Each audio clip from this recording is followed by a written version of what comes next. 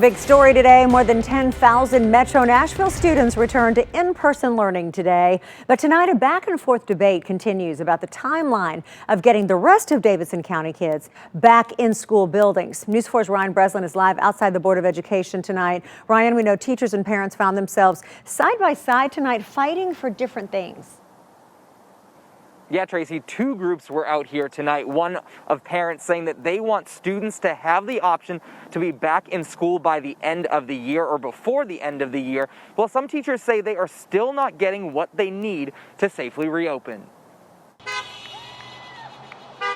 It's not a fight between teachers and parents. We really want our teachers to feel supported because we care about them.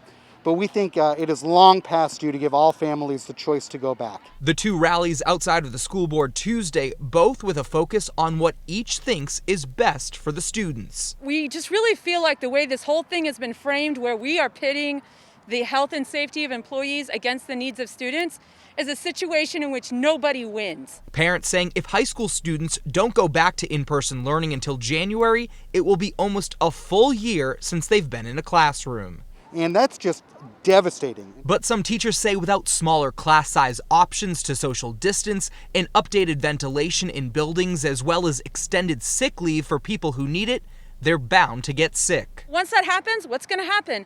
We're going to end up having to close schools, quarantine people, switch people from online back and forth. It's going to be chaos.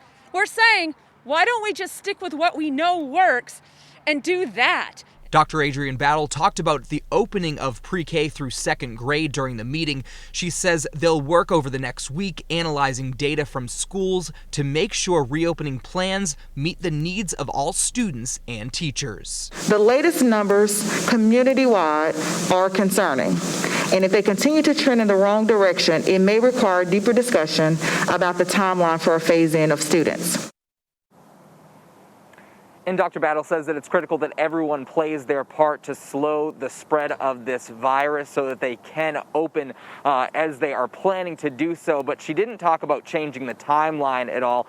As of right now, it's expected that 3rd and 4th graders will go back next Tuesday, but in comparison, 9th through 12th graders won't return until January 7th. Tracy? Ryan, also at tonight's board meeting, a motion failed for the board to have oversight of the KIPP Antioch High School. We told you last month about plans to open that high school in 2023. Well, the action by the Metro School Board would default the charter school to become a member of the state's portfolio.